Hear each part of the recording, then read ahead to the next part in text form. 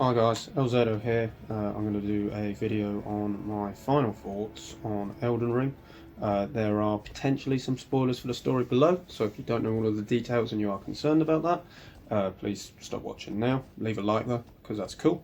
I have finished the game to a degree. There's certain ways you can say whether you finished the game. This is one of those games where how can you really truly finish the game? I don't know. But this is as much as finished in the game that I am happy with, so I'm going to get right into it. So when I first got this game, I bought it in a sale. It was on Amazon sale. It came down to, I think it was about £18 on PlayStation 5, and I picked it up, yeah, for that, and then it sat on my shelf for a good few months. It was not a game that I was ready to sink my teeth into. I knew what was coming. I obviously, I've done my research about what kind of game I was getting into, and obviously this is a massive, massive game, so I needed a lot of time to commit. And I don't get a huge amount of time to play games, not like I would have done a long time ago. I can commit like three or so hours in an evening, and for a game of this scale, you need to be able to do that for an extended period. So I did. Once I finally sort of got that patch of time to start it, I went right into it. Character I went for was sort of like a sorcerer hybrid, dexterity kind of skill. Just whip up on the screen quick my final stats at this stage of the game. So I'm at level 145, reasonably high vigor, high intelligence, an okay mind and not much else. Dexterity was high enough so I could use Moonveil, and that's sort of about where the rest of my stats ended. I don't claim to know much about the build. I sort of went with a build that worked for me, and then continued to work for me throughout the game.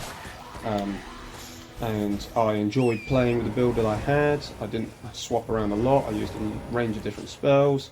I ended up with the Carrion Regal Scepter and Moonveil as my two main sources of attack, and that's sort of where my time with it ended. When it came to starting this game, and originally, I won't lie, I was worried. I was worried about this game. I've never played a Souls game before. They're notorious for being as tough as games come, and I'm not an overly patient gamer, I'd say I struggle with stress with games sometimes, getting frustrated, and I don't use patience, but this game, it teaches you that you have to have that. If you want to succeed in this game, you want to enjoy it, you must be able to die, and you must be able to lose. And previously in games, I've not been a fan of doing that. Whereas now, I am, I am a different player. I'm a totally different player based on the fact that this game has changed my way of playing. I sat down with it, I died a lot, I got better, I kept improving, I kept hunting down boss battles that I found challenging because I wanted to learn how to beat them, and I wanted to learn how to get over the line using patience, using strategy, and I would say that this game has 100% made me a better player overall. Certainly for future games. Whether I'll play other Souls games, I don't know. I really enjoyed this one, and from people I've spoke to, it's a mixed review on whether or not any of the others are as good. So maybe in a weird way I've sort of ruined Souls games for myself, but I probably won't enjoy them as much as this, so I would find myself saying, well, yeah, this is okay, but I may as well go back to Elden Ring. But that's another topic for another video. So that overall is my sort of first initial thoughts in terms of being worried about the game. Would I enjoy it? Would I get into it? My thinking was I probably wouldn't, but I absolutely did. And then once I got into this game, I absolutely love this game. The exploration is incredible. The freedom is absolutely mind-blowing. Very often with open world games, there is a path that you sort of take. With this game, there obviously is a path that you can take, but you don't have to do that at all. You can do these things in any order you want, you can go anywhere you want. You'll suffer for it, if you go to places that you're not equipped for, but that is the process, that is the fun of the game. And that is the beauty of the freedom that this game brings. I thoroughly enjoy that it lets you do what you need to do. You find these monsters, you find these bosses, you find these dungeons, you find these areas that you think, I've got a chance here, I can do this, I can edge through this, I can find my way, I can make myself get through it, and I can get the reward at the end. The satisfaction from beating a boss is something that I've not felt in gaming in a long time. When you make those little edges and you think, oh, okay, and this time I got them down to half health. What did I do really well that time? What did they do to kill me? Learning how to avoid it, learning how to operate what I did well, and it just carries on. And you just get better and better each time. And I thoroughly enjoy the way that game works with that system. The hunting of the bosses down, and you traverse through the mist, and then that's it. You're in. I have to take this boss on, and if I don't, I'm going to have to do it again. I like that you can leave. Very rarely did I leave and go back and come back to a boss. I've usually stuck at it. There are a couple of occasions in the game where I would nip off and level up a little bit, but for the most part, once I was in a traversed mist, once I found a boss, I was going to stick there until things, were at an end for me. Then I got through the story. I was thoroughly enjoying the story. I really enjoyed sort of the later stages of the game. And when it got to the final boss, I was thinking, this has been an excellent game. This could be up there with the best of the best games I've ever played. And the final boss, the Elden Beast, again, story spoilers-ish, I guess. Not really story spoilers, but spoilers enough, because that is the final boss, the Elden Beast. Certainly in terms of final story. I got to that, and that boss, I hated that boss battle. I did not enjoy that boss battle at all. The first phase was easy enough, but it drained a lot of you. The second phase, with the beast himself, was just horrendous. I didn't enjoy it at all. It took me ages of attempts. Every time I felt like I was making progress, the next 3 or 4 times the pattern would be completely different, completely changed, and I just didn't feel like I was enjoying it at all. Eventually, when I did finally beat it, I didn't feel the satisfaction that I'd felt throughout the game with the rest of the game. I just felt miserable. I felt absolutely miserable and really deflated, and well, thank Christ I've done it. That was it. Was that fun? That was the end of the game. Once I'd done that, I left the game. I left the game for a couple of weeks, and I haven't played it in that time. I didn't care for it at all, and I thought I probably won't go back to it. And then I sort of started to get a little bit itchy. I've been playing a couple other games. I've been playing a bit of FIFA, a bit of Saints Row. I thought I'd play some mind-numbing games rather than games like this that are intense and take a lot of your energy to focus, and you've got to really be on the ball to enjoy the game, because otherwise you just spend your whole time dying, and that's the end of it. So that was my thinking. I played some sort of simple games like FIFA, bit of easy combat in Saints Row, playing the story of the reboot one, which yes, that's again different today for another time, but enjoying that more than I thought.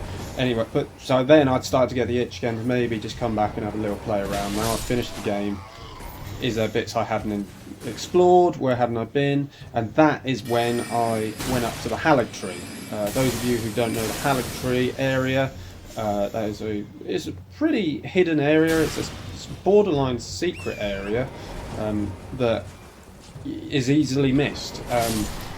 Those of you who know anything about the game will know that that is where Melania lives. And Melania is, probably the hardest Elden boss in the game. I personally found the battle with the Elden Beast harder than Melania, but generally speaking, of opinion, most people suggest that Melania is the hardest boss in the game.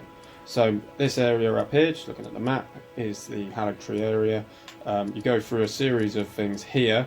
Actually doing this was quite a doozy, because you have some invisible guys fighting you, and I had to work out how to make them visible, and I did. And then eventually you teleport from this little spot over here and you go through. You may have seen a video of mine that I did recently, a little short about how to get runes really easily. That was there. And then there was also a Site of Grace Where Am I challenge, which was on the prayer room, and that was there. So if you've seen either of those videos, you're a legend. Leave a comment below. And then I did the Melania boss. It took me 5 attempts to defeat Melania, and I did. And here I am. That's the end point of the game for me. I've been looking through the trophies. There are a few I haven't done, a few bosses that I haven't found, so I probably will continue to play the game sort of casually to get those trophies done. But I don't particularly have any interest at this point to do New Game Plus. I also do not own the DLC. Mixed reviews online that I've read about the DLC. Some people suggest that it is brilliant and it's well worth doing. Some people suggest that it is just like the bosses are extremely hard and not in a fun, debatable challenge way, just intensely difficult and you're just slogging along. So I'll have to decide for myself whether or not that is something that I want to do. I would probably get the DLC on sale if it popped up, but yeah, playing it is not on the agenda at the moment. What's next for me? Well, I am tempted to play Horizon Zero Dawn. Like I said, I'm touching on Saints Row, but that's a very short game that I should soon be done with. I've not played Horizon Zero Dawn fully. I've had it on PS4, but only sort of played 10 hours of it.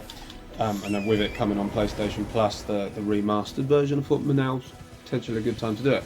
But in terms of my final thoughts for this game, I loved it, and I really loved it. I got really into it. I found it fascinating. I found the map look at this, it's absolutely gorgeous. It's incredible. I went for Rani's ending, by the way. Those of you interested in the endings and which one I picked, I went for Rani's ending. But that is about as much as I can say about this game. I loved it. I hated the final boss battle. I hated it. It nearly ruined the game for me. Sitting on it, it has not ruined the game for me. But at the time, I felt really deflated. But I love this game, and if you haven't played it, like me, you've sort of sidestepped it, play it. It is brilliant. It is so good. It is unfathomable, really, how incredible the map is, how incredible the boss battles are, everything you can do in this game, all these different areas on there.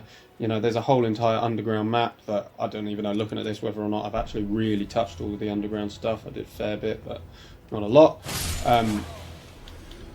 And then it just keeps going. It just keeps going with how incredible this game is. There's just more content and more stuff to find, more stuff to explore.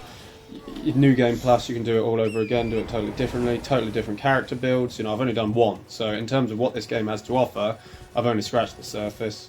It is hard. It's a real hard game, but hard in a really positive way, and I am 100% a better video game player for completing this game. That about sums it up, guys. So thank you for taking the time to watch this. I really appreciate every one of you for tuning in. Have you played it? What are your thoughts? Do you love this game? Is this the game for you? For me, it is. It is. I never thought it was going to be as much as it is, but it is absolutely brilliant. And it's one of those games where in 10 years' time, I'll be like, oh, I wish I could feel what it was like the first time again. So that's about it. That sums up the video. Thank you very much for watching, folks. Please like and subscribe and comment below anything cool. Have a good day.